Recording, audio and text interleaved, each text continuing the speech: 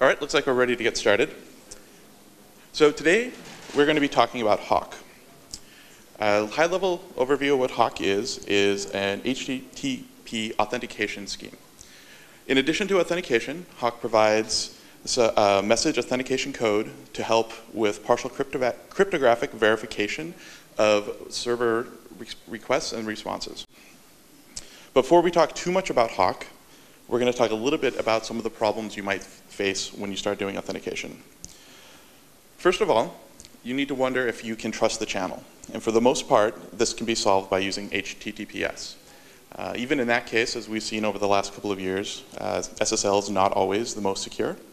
But for the most part, this is the best we can do as far as securing the actual channel. So on top of the channel, you might also need to know who made the request. And this is where authentication comes in. For the most part, web applications will often use cookies to do some sort of authentication. They'll store some sort of identifier and maybe some sort of token or password in the cookie itself to let the server know who is making the request. Additionally, there's also HTTP header methods for doing this. HTTP basic auth, for example, will use an HTTP header to send authentication information. APIs will often use this. Sometimes it'll be like an X token header or something along those lines to let the server know who's making the request. Additionally, there's also sometimes authentication type information in the payload. For example, it might have like username equals whatever as a part of like a JSON request or part of an XML request. So it's all fine and good if you know who's making the request. But you have to know whether or not you trust the authentication method. And if you're using HTTP basic auth, the answer is no. You do not want to trust that. That's a very simple authentication method. It's really easy to get around. So certain authentication methods are definitely better than others. If you're using cookies, you could consider encrypting the cookies. This means that the client won't ever know what's actually in the cookie. So theoretically, it's a little safer than just putting all of the authentication information in the cookie itself. And there's other built-in methods to browsers like digest authentication that will do a little better job of obscuring what the authentication information is. So you trust your authentication method, but how do you know if the authentication is still valid? If we look at this example, HTTP request, you know, couple seconds later, a couple minutes later, days, weeks, years, if that same exact request comes in, if the credentials for the user has not changed and you're using an authentication method that has the credentials in the request, this request can be captured and replayed at any time.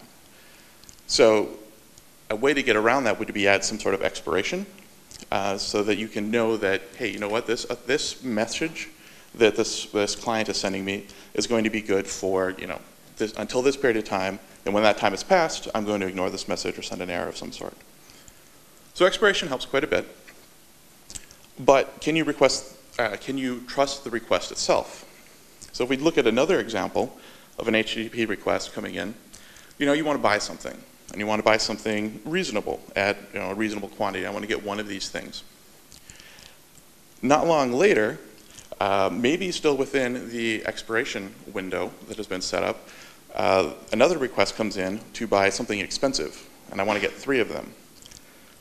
Expiration isn't going to help me in this case. So some attacker could capture enough information to replay a request that is within the window and still carry out their attack. One of the ways that you can combat this kind of problem is with a nonce. That's a number used once. It's similar to like a CSRF token where this request is made with this single value, and if another request comes in with the same value again, ignore it. So this can help a little bit. One of the things that HAWK adds to the equation is message signing, and this is where the message authentication code comes in. This is a technique that says here is some metadata that describes this message, potentially actual payload information, HTTP headers and whatnot, and creates a code that says if you receive this request and it is different from this, and you recreate the code based on the information you've received and it's different from what I sent, ignore it. So we'll talk about the details of that in a little bit. So far we've been talking, we've looked at how this is handled from the server side, the server trusting what the client is sending.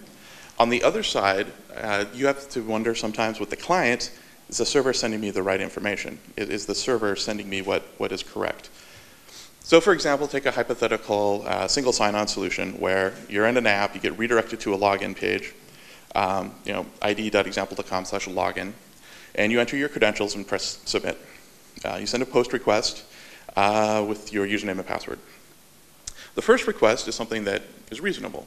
We get a 302 redirect response to the app again. This is a successful login. Now, if there's also the opportunity to redirect back to the login page to re-enter your credentials if you have a mismatched username and password, that might actually be expected. But if you notice the location header here, it's a little different. And a user might not recognize this. So the L is a 1 now. So it could be a really effective phishing attack to say, redirect to a page that looks like the login page that has a similar URL, and the client won't know. The client has no way to know whether or not it's getting the correct information back unless it does something to compare the URL directly or whatever. But there's no way for the client to detect that the server is sending back information that is wrong, essentially coming from a server that you weren't talking to. So we can apply the same sort of message signing principles to the response sent back from the server as well. And by doing so, we're able to be a little more trusting of the responses that we get back from our requests. So some of the solutions to these problems exist. The first one that I was introduced to was with the AWS SDK. They use, I think I used the very first version of their signing protocols, like V1. It was considerably more complicated than I had seen an API anything before. I did all sorts of things looking at different headers. I looked at what URL are you going to, and did this crazy HMAC thing that I'd never seen before. But it was really nice, and I really liked the idea of it.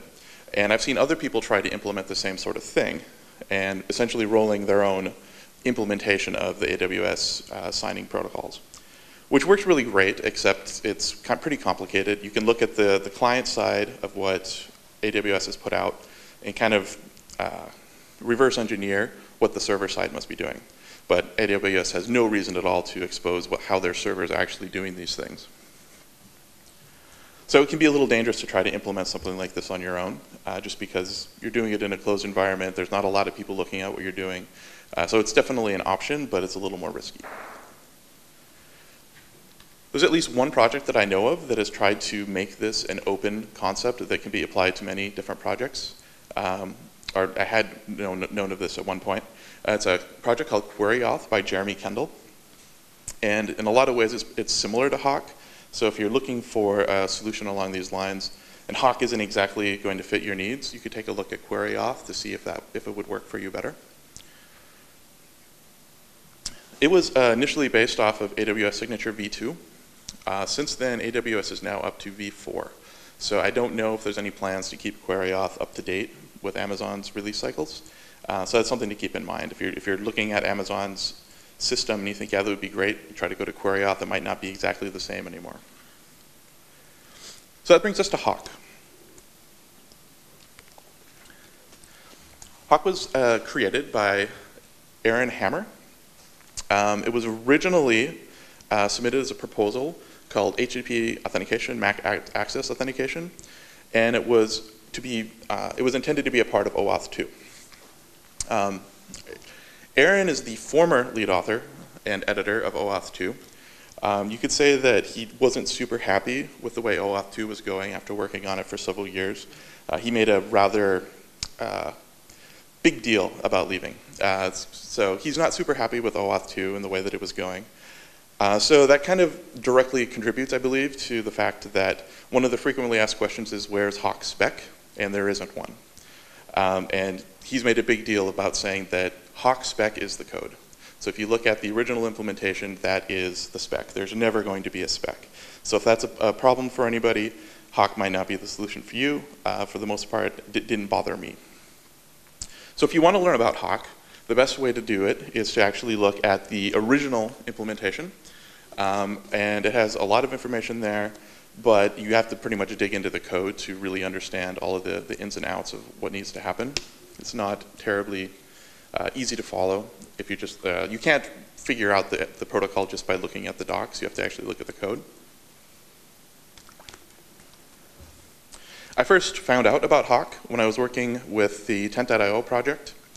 Tent.io was a distributed system where individual nodes would send information to other nodes that it needed to send information to.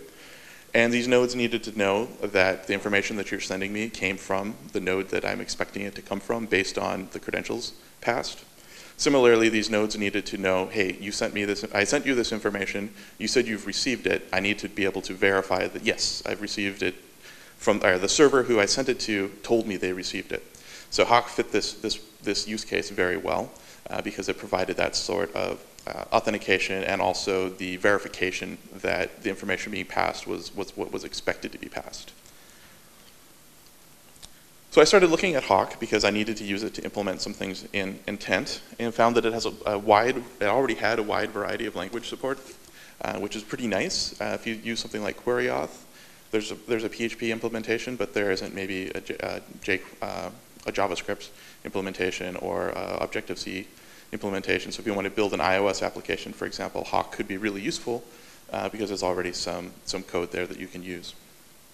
The PHP implementation that was there at the time had a die in it, and that wasn't going to work for me because dealing with dies, nobody wants to deal with die in their code. So I went to look to create a pull request, saw there was already a pull request outstanding to remove this die and had been ignored for like 4 months at that point. So I decided to rebuild my own. So I've actually created another Hawk implementation. So if anyone wants to actually use Hawk, you can look at any of these implementations. Mine, I like because I created it, but you know, there are other implementations as well. An important thing to remember about Hawk is that it's an authentication scheme, and it does not do anything at all with authorization. And if you're a security person, you probably know the ins and outs of authentication and authorization pretty well. For most other people, the concepts are kind of fuzzy, and it isn't made easier by projects like OAuth that sort of conflate the two concepts. So it is important to remember that Hawk only deals with authentication. If you're looking for something closer to OAuth that provides delegation based on app or any sort of authorization stuff, Aaron has another project called Oz that is closer to providing those sorts of features. Hawk actually supports Oz with a few extra parameters. We aren't going to talk about those because they aren't super important to everybody. But Hawk does have some features that are specifically related to Oz. It's basically just one extra little piece of data that can be sent.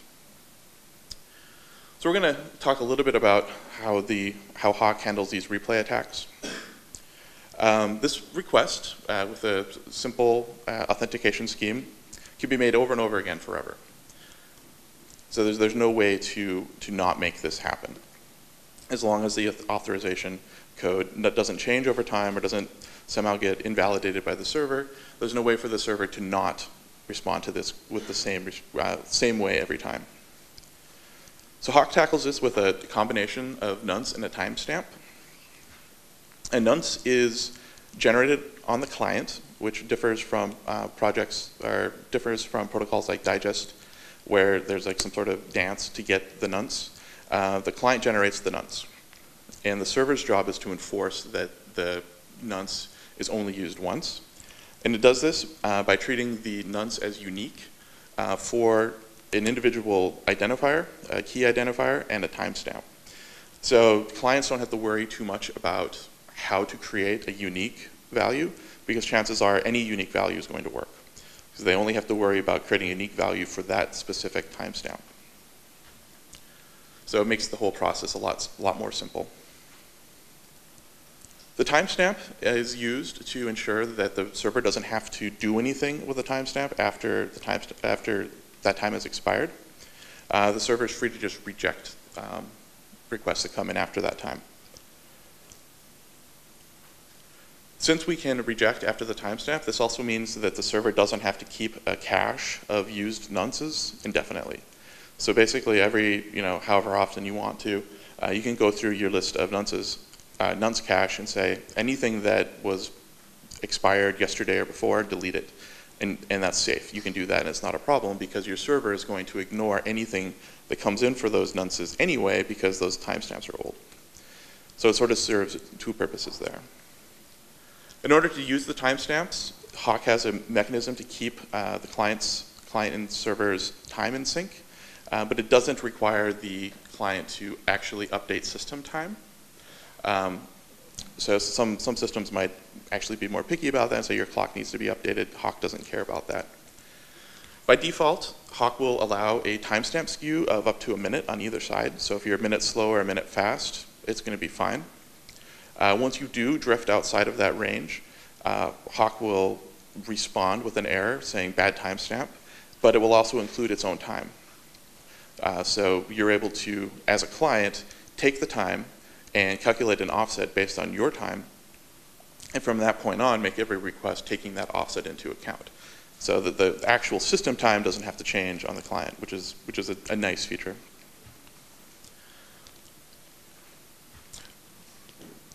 Credentials in Hawk are a combination of ID, key, and algorithm. The ID can be considered like a username. It can be some token. It can actually be a username, an email address. That's up to your implementations.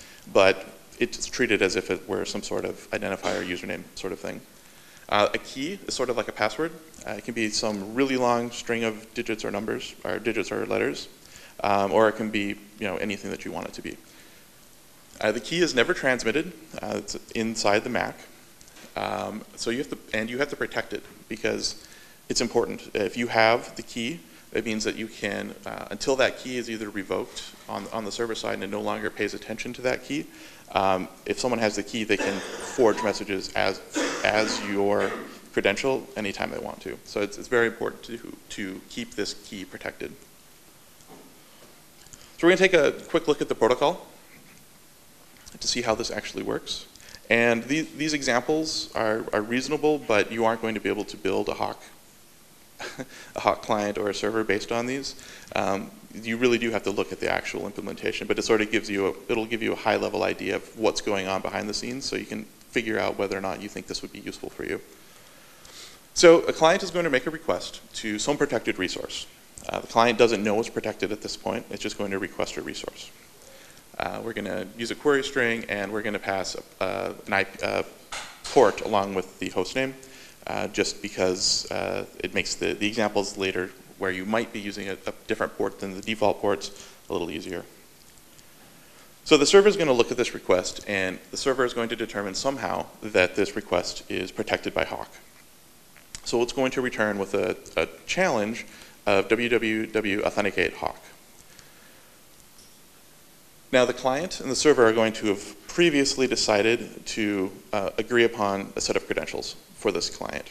It's going to have an ID, so some random string. It's going to have a key, a very much longer random string. That's the secret part that no one is supposed to share.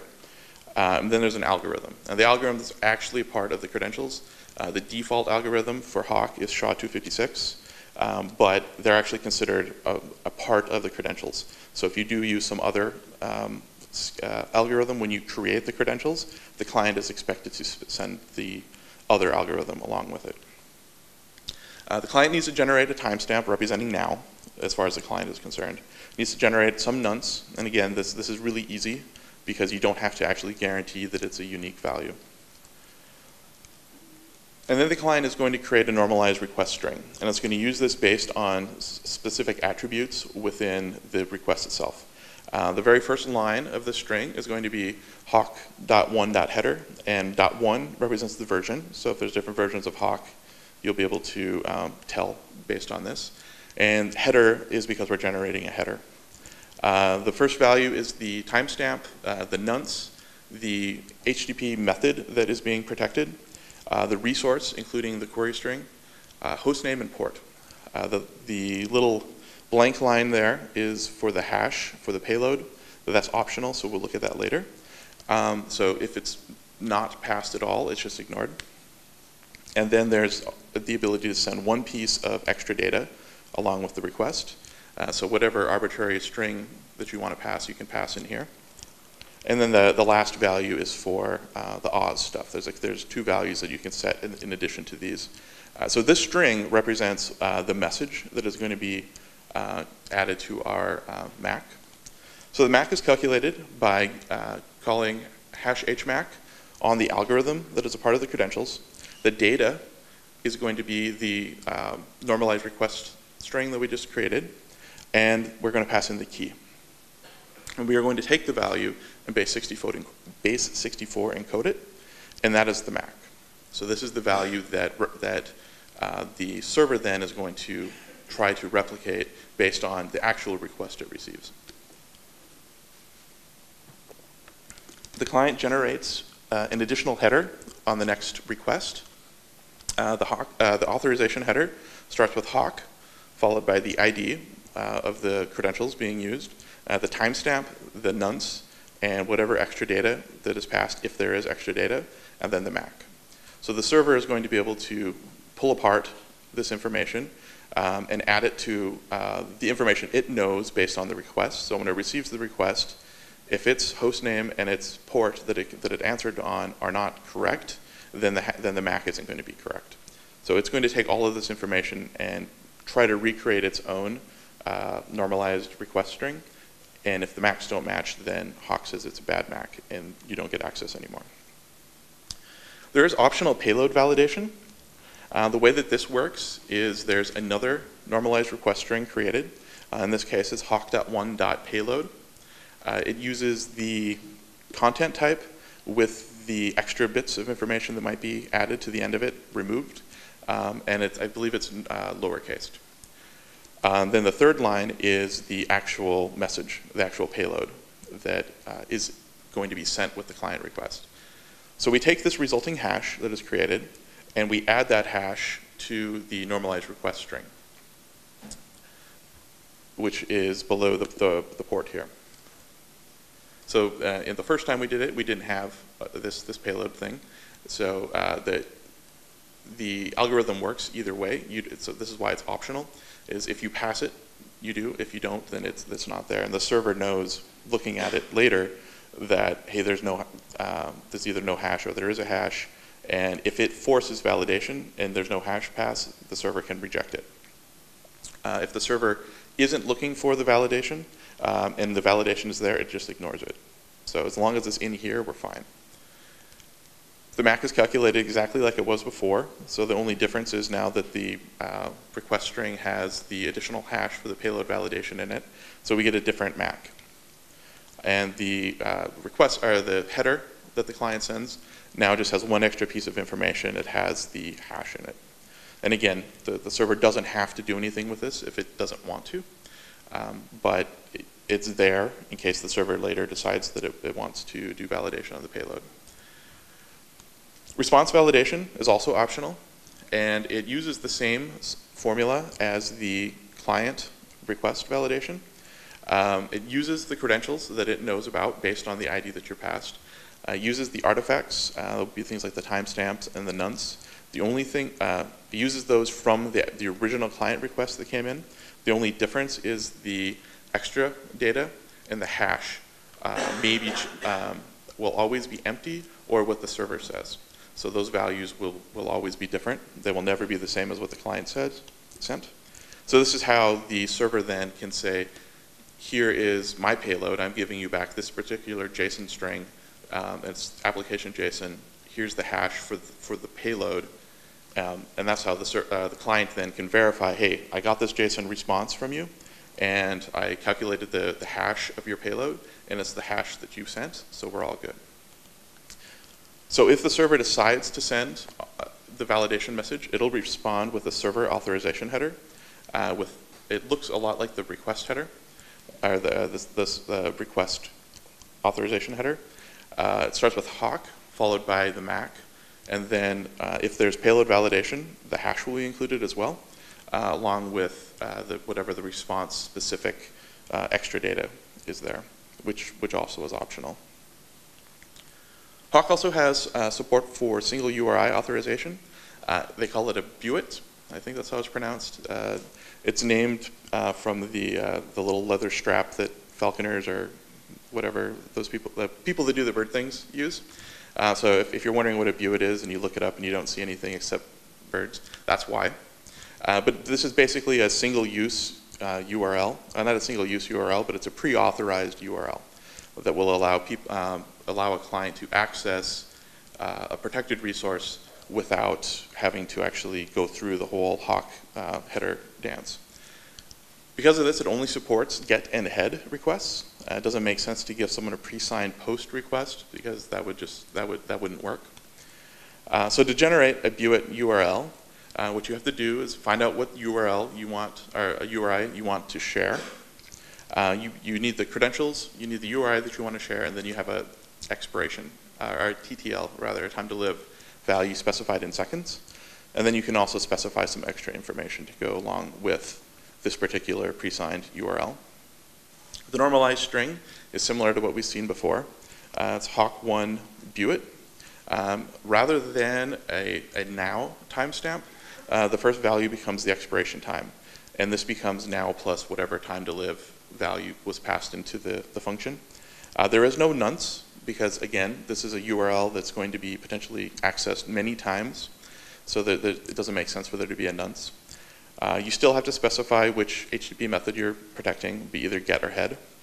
The full path, including query string of the resource you're requesting. Host port, similar to everything else. You're never going to have a hash for a viewat, but you might have some extra app data. The MAC is built the same way that the other systems were done. So you end up with this value that is, a base 64 encoded hash HMAC.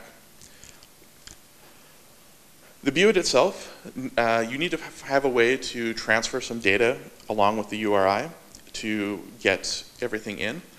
So for, the information that the server is going to need to authenticate one of these requests, at minimum, is the ID for the credentials being used.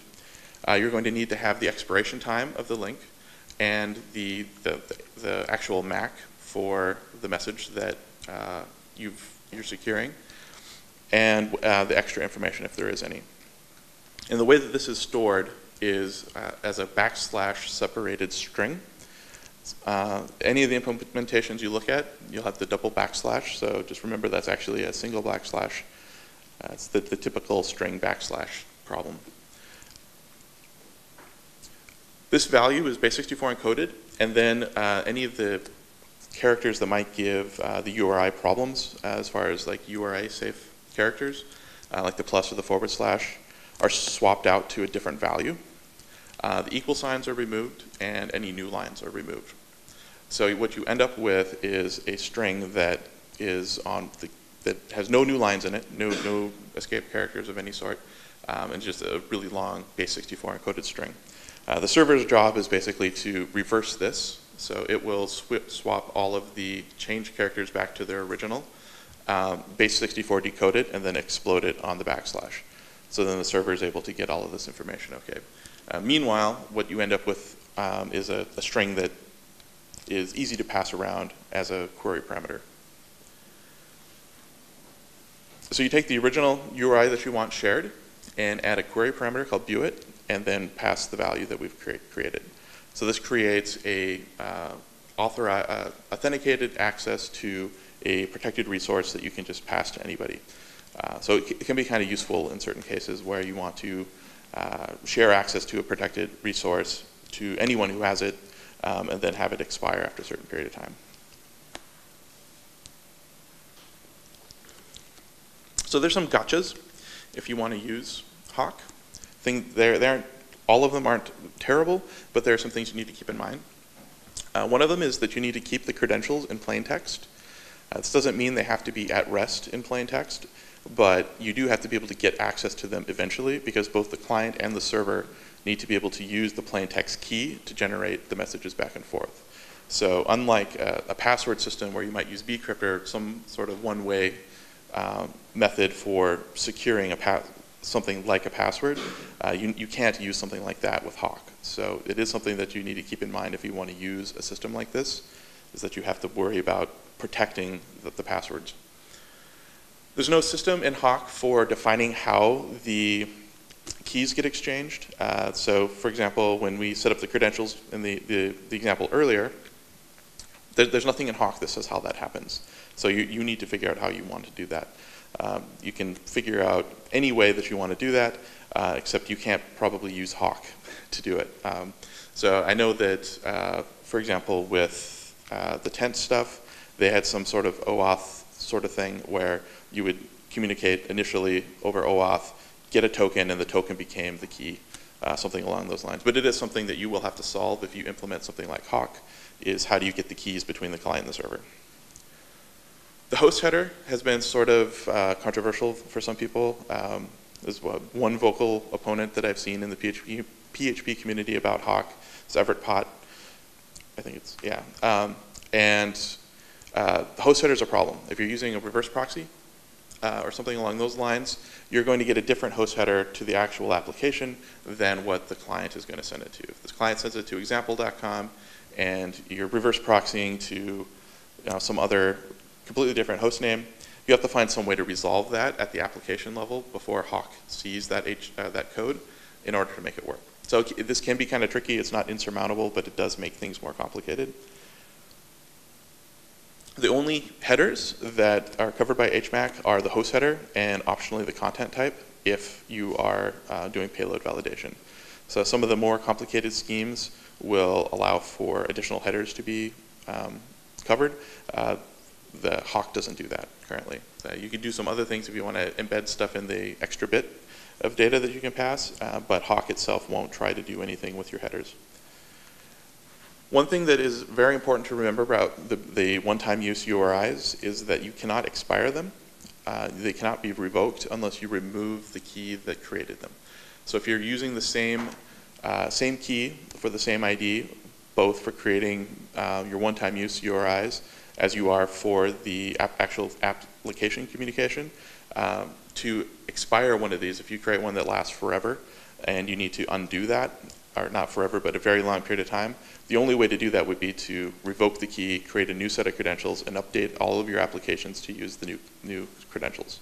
So it is very important to remember that this is not something that can be undone unless you really undo a lot of things. And finally, there's no spec. If that's a problem for you, then this could be a problem. It hasn't been a problem for a lot of people, but some people it is a big issue. Like if you want support, you want buy-in from different community members, you might not want to use something like Hawk because people might not everyone might get on board with it. So to review, Hawk is an HTTP authentication mechanism primarily. It does bring a little extra to the table by doing message authentication, by using a message authentication code. This allows you to, in addition to knowing who is making the request, it lets you make sure and be able to verify that the requests and responses being passed are actually from the people who are from the services that you're communicating with. And this can allow you to trust the requests and responses a little more than you would otherwise. It's not foolproof. If you want to view the Hawk documentation, there's pages of information on potential vulnerabilities that could be there, but it does get you a lot closer than other systems to being able to more reliably trust the information that you're seeing, because it becomes a lot harder for people to actually try and get past these problems. And it does have wide language support, so if you're trying to build if you're integrating with an enterprise system that's primarily using Java or .NET or something, there's tools for that exist already. If you want to build a web app, there's JavaScript, there's Node libraries. If you want to build an iOS app or something like that, there's Objective-C libraries. So it does have wide support. So if you're looking for the most bang for your buck for an API that's going to be integrated by a lot of consumers of very diverse applications, Hawk could be a really good option for you. Okay, so I guess that's it for now. If there are any questions, that'd be great. Dû au timing, ça va être une ou deux questions très rapides.